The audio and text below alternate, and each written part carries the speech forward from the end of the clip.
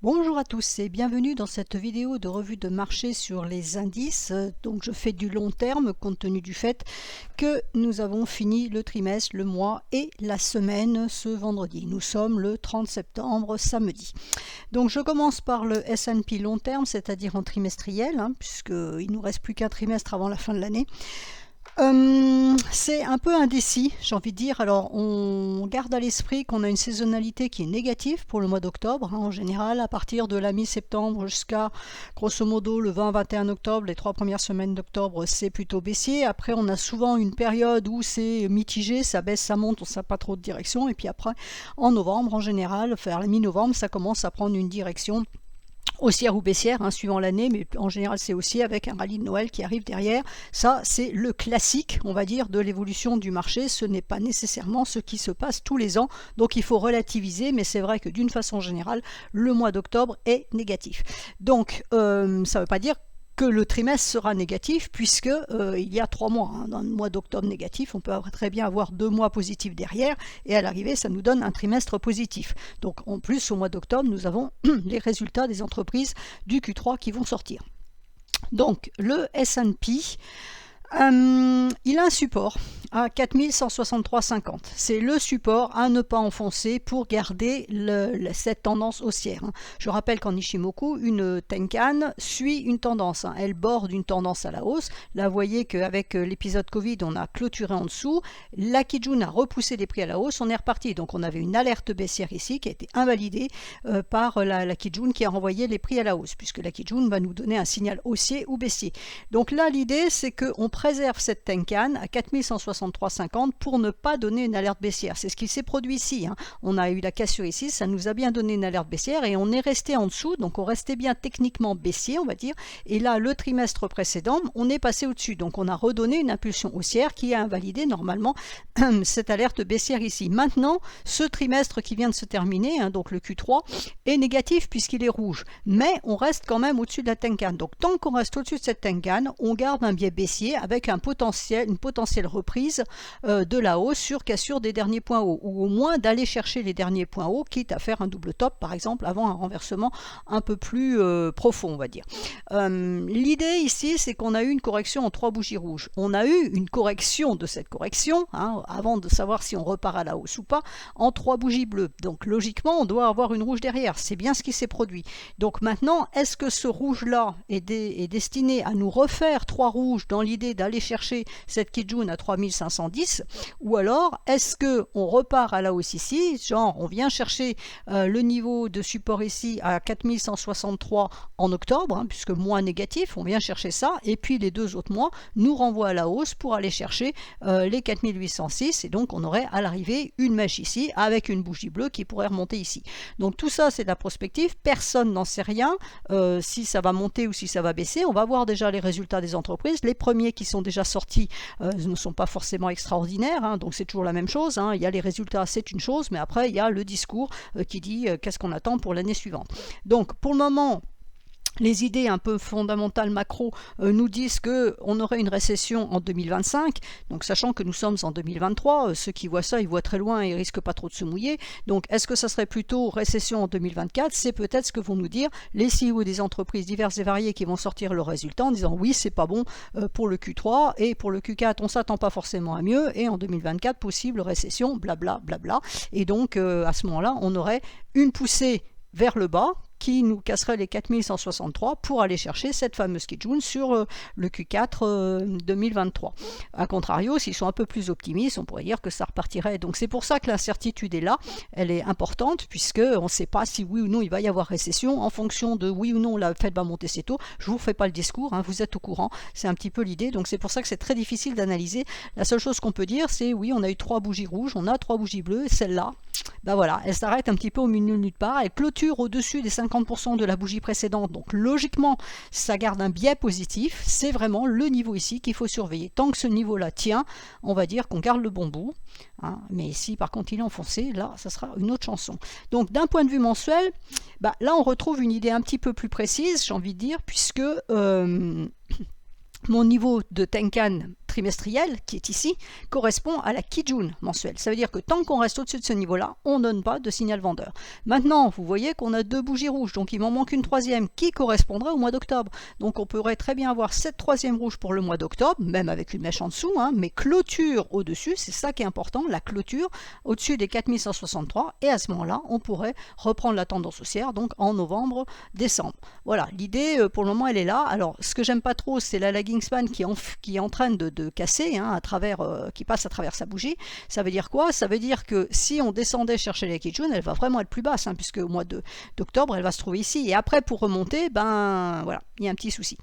Donc finalement, ça serait bien qu'on rebondisse tout de suite, parce que là, après, ça va être compliqué. Hein, ça va être compliqué. Voilà l'incertitude, c'est plutôt compliqué de dire si on est baissier ou haussier sur le marché. Moi j'ai un niveau ici, les 4163, ça tient ou pas en support, c'est vraiment ce qu'il faut surveiller. Et en hebdomadaire, donc je retrouve ma Kijun mensuelle, hein, qui est ici, qui est projetée. En hebdomadaire, on a sauvé de justesse la Kijun, hein, c'est la Kijun qui remonte, donc le vrai niveau hebdomadaire pour le moment est situé ici, 4243, 4287, et vous voyez que c'est la mèche qui est allée chercher ce niveau ici, donc si on enfonce ce niveau-là, on devrait venir chercher celui-là, et attention, parce qu'en niveau hebdomadaire, ici, ben, on a du passage fin, c'est-à-dire qu'on a du, je parle pas forcément de ça, parce qu'il faudrait vraiment descendre en ligne droite, donc c'est pas le discours que je vais privilégier, mais vous voyez que le nuage est fin ici, donc ben voilà, on est au 13 novembre, hein, vous voyez, grosso modo, jusqu'au 20 novembre, voilà, jusqu'à mi-novembre, 20 novembre, bah, ça peut passer s'il y a vraiment de l'impulsion baissière. Donc ça, c'est côté prix. Hein. La cassure des 4163 pourrait nous donnerait une zone assez dangereuse. Alors, on a encore un support important à 4070. C'est vraiment le dernier carat. Si ça passe, grosso modo, ce niveau-là devrait lâcher. Côté LS, c'est plus compliqué parce qu'en fait, on a déjà un niveau ici à 4223. Après, on a les prix sur le même niveau qu'une SSB, sur le même niveau que la Kijun mensuelle. Donc là, ça fait du support. Hein. Plus on met de choses sur un niveau, plus le support est fort. Donc là, on commence à avoir un niveau qui est un petit peu costaud. Donc c'est pour ça que ce niveau des 4163, c'est vraiment la clé. Après, en dessous, pour la LS, on retrouve les 4018 et puis après, ça sera baissé. Donc voilà pour le S&P. Un petit peu compliqué. On va avoir la même rhétorique sur les autres indices, hein, parce qu'ils fonctionnent tous pareil, bien évidemment. Donc voilà, hein, les 3 rouges, les 3 bleus. Là, on a fait un top un peu plus haut, hein, que les précédents, même que celui-là, donc c'est plutôt positif.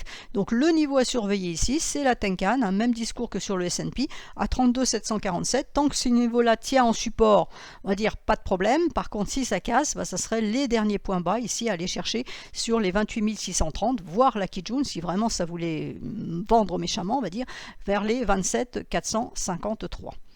En mensuel, on retrouve notre Tenkan trimestriel sur le niveau de la Kijun, donc voilà, on a bien compris. Ici, on a les 33 790 qui est la Tenkan de ce mois-ci qui a été juste préservée, mais vous voyez que la LS, même chose, elle passe à travers, donc attention. Donc si on reste bien sous ce niveau des 33 747, hein, on a clôture à 33 744 et le niveau est à 32 740, non, ça c'est ce niveau-là, le niveau est ici, alors attendez, je m'en mets dessus, 33 790. Donc on a clôturé légèrement en dessous. Donc si on poursuit là sur ce mois d'octobre, il ne faut pas enfoncer ce niveau-là. Au pire, on peut aller chercher les 31 964, mais il faudrait que ça rebondisse en clôture, qu'on reprenne ce niveau-là en clôture pour relancer la hausse. Sinon, bah, on donne vraiment un signal baissier qui serait validé déjà dans un premier temps par la LS qui casserait sa Tenkan. Et en hebdomadaire, on a la même chose que sur le S&P. Alors le nuage faible est ici. Après, il est un peu plus épais. Vous voyez, en octobre, on disait pour le S&P mi-novembre. Mi-novembre, ça va vraiment être très épais pour le Dow Jones. Donc la cassure, non. Par contre, là, si ça voulait vraiment accélérer, on pourrait avoir quelque chose de méchant qui se produit ici. Donc ce niveau-là, on voit bien qu'il est clé aussi. On l'a vu il a été tracé sur trimestriel et vous voyez qu'il a tout son sens ici. Là, Kijun mensuel, c'est toujours là. Et puis là, bah voilà, il faut que c'est le barrage pour ne pas attaquer ce nuage qui est relativement fin ici et passer. Alors là, attention, parce que la LS, la semaine prochaine, elle va se retrouver ici, donc elle peut passer. Alors le support de moyen terme, donc hebdomadaire, il est à 33 250. Si on casse les 33 250, il nous restera 33 116, et ensuite, ça sera les 32 747 en ligne de mire. Le Nasdaq en trimestriel, donc il nous fait sa petite toupie là-haut, hein, une petite bougie là-haut. Donc, est-ce qu'il continue sa hausse ou au contraire, est-ce qu'il va nous chercher le niveau des 13 650? C'est le niveau à surveiller donc pour les 3 mois qui viennent. Si on l'enfonce, Kijun derrière à 11 153, si ça tient en support à ce moment-là, ce sont les derniers points hauts. Et puis bien évidemment, si là ça rebondissait tout de suite, hein, ça serait 16 750 en ligne de mire. On verra ce que les GAFAM vont nous sortir pour leur Q3. En mensuel, donc, on retrouve notre niveau ici, à 13 650. La LS, bah voilà, hein, elle va passer. Si ça veut baisser, ça continue à passer. Là, il nous manque une troisième rouge. Donc, l'idée d'un mois d'octobre baissier pour aller chercher ce niveau-là prend tout son sens. La LS, on aura un petit niveau un petit peu avant à 14 000. Hein, donc la cassure des 14 000, c'est vraiment 13 650 quasi sûr. Hein. Il n'y a pas de certitude dans les marchés, mais enfin, on va dire ça augmente la probabilité. Puis après, on a un niveau ici qui correspond au haut du nuage à 13 327.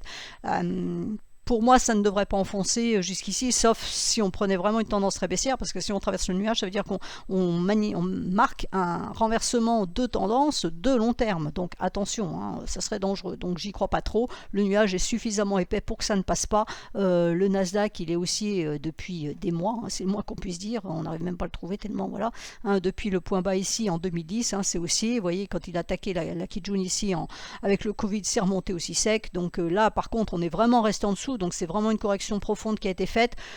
Pour moi, je dis bien pour moi, mais ça n'engage que moi, je pense que ça devrait être terminé. Au pire, on pourrait revenir chercher le nuage, mais je ne pense pas qu'on traverse le nuage. Je ne le sens pas comme ça, tout du moins pour le moment. En tout cas, je n'ai pas les informations. Pour moi, la seule information qui est importante, c'est les 13 650, ça tient ou pas en support. C'est vraiment ce qu'il faut surveiller.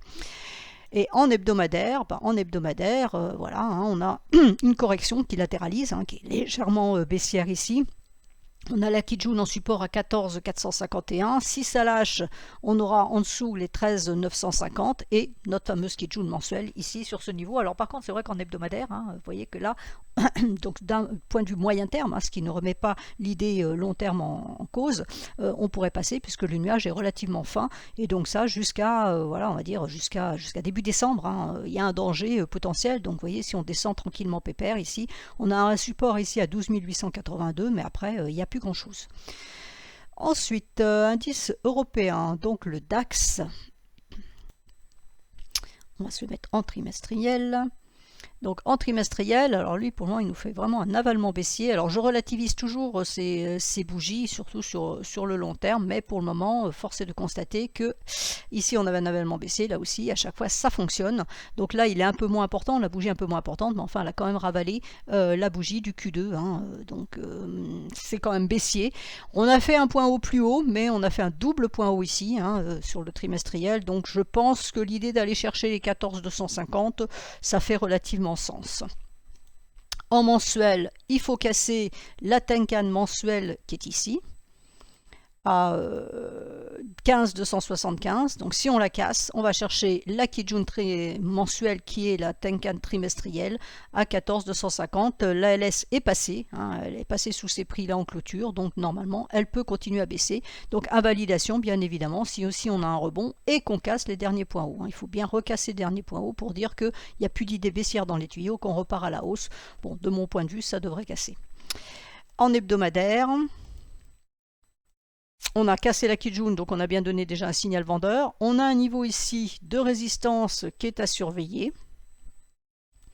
à 15 628. Donc si ce niveau-là casse à court terme, puisqu'on est en hebdomadaire, on peut aller chercher les 15 936 et c'est seulement si on casse ces 15 936 qu'on invalide toute idée baissière et qu'on pourrait reprendre la hausse pour aller chercher le niveau qui est ici.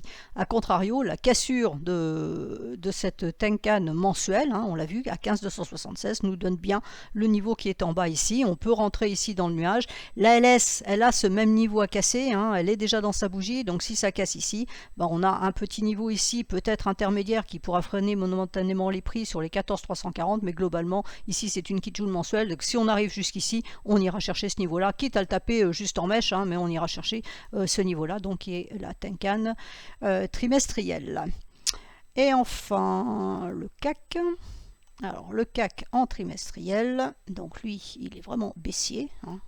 Son trimestre là, son Q3 a été baissier, donc aller chercher les 6606, C'est une possibilité, ce n'est jamais une certitude, mais c'est une possibilité. Vu la tête de la bougie, l'avalement, on a une O3 bleue, la correction, bon voilà, plus le mois d'octobre baissier traditionnellement, on ne voit pas trop comment ça pourrait repartir dans l'autre sens. Pour le moment, à la fin du mois de septembre, la Tenkan a tenu en support ici, donc à 7030, donc il faut casser les 7030 pour activer ici les 6606. Si les 7030 tiennent en support, après tout pourquoi pas, hein, qu'on fasse de l'horizontale ici, à ce moment-là on pourrait repartir à la hausse à condition de casser les derniers points hauts à 7590. C'est vraiment l'invalidation d'une potentielle baisse, et par contre ça ici on active vraiment la baisse, et la cassure de la Kijun c'est un signal vendeur. Et donc en hebdomadaire, on est baissé puisqu'on est sous la Kijun. Le niveau à surveiller, il est ici.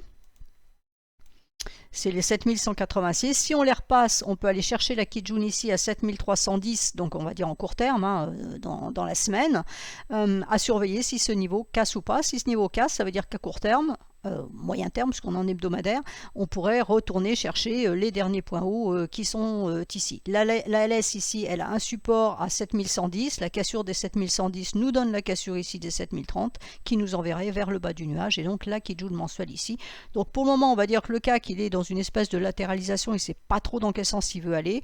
On a de la résistance et on a du support, il est entre les deux, donc il faut casser d'un côté ou de l'autre pour donner une impulsion. Je termine avec le VIX. Alors, le VIX, ça c'est je vais le mettre en journalier directement.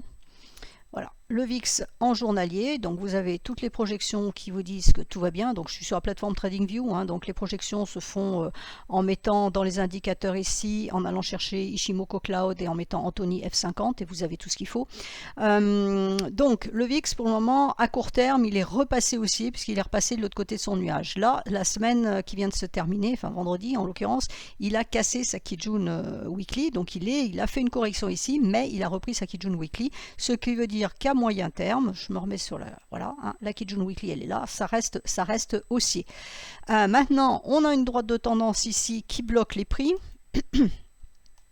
C'est pas vraiment des prix, mais bon, on va les appeler comme ça.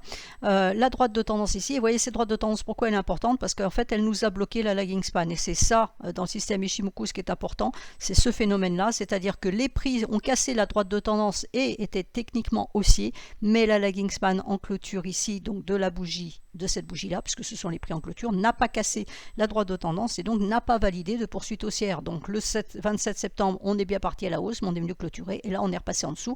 Là, pour le moment, on est allé chercher, vous voyez, avec une grande précision, le bas du nuage, la SSB. On a repris la Kijun hebdomadaire, ce qui veut dire qu'on reprend un signal haussier de moyen terme, mais il faut repasser cette droite de tendance, et donc la lagging span nous la casse. Donc on va changer, on va la mettre ici pour la semaine prochaine, hein, le niveau des 18,77, il faut recasser ce niveau-là pour donner une impulsion haussière, et à ce moment-là, on a là de la résistance, mais on pourrait aller chercher la Kijun qui est tout là-haut, hein. Donc si le VIX vous avait vraiment envie de monter, il pourrait le faire. Donc ça ne veut pas dire, c'est pas une certitude, hein. Là, il a quand même bâti, en mensuel, il a quand même bâti une base. Hein, il a été hésitant hein, sur les mois de juillet et août. Hein, il y a eu de la volatilité, mais il est resté là. Par contre, là, on voit bien que le mois de septembre, mais voilà, le mois de septembre, c'est le prémisse du mois d'octobre, hein, qui en général est négatif. Donc, logiquement, on devrait pouvoir, mais je mets les guillemets et le conditionnel qui va bien, on devrait pouvoir aller chercher cette Tenkan ici à 21,72 hein, en mensuel, qui correspond donc à mes deux niveaux hebdomadaires qui sont ici. Je vous les remets, voilà, les deux niveaux hebdomadaires, on les voit mieux en journalier, ils sont ici. Voilà, hein, ces deux niveaux-là. Donc on devrait normalement pouvoir retourner chercher ça. Donc vous avez la Tenkan mensuelle qui est là et la Kijun mensuelle qui est dans un nuage fin ici. Donc si ça en vit vraiment, ces marchés partent à la baisse et donc le VIX part à la hausse, il y a du potentiel aussi. Il faut simplement que la LS arrive à passer ce niveau-là, ce qu'elle n'a pas réussi à faire précédemment. Voilà, j'ai fait tout le tour. Je vous souhaite à tous une excellente semaine et soyez prudents sur ce mois d'octobre qui généralement, traditionnellement, classiquement est négatif.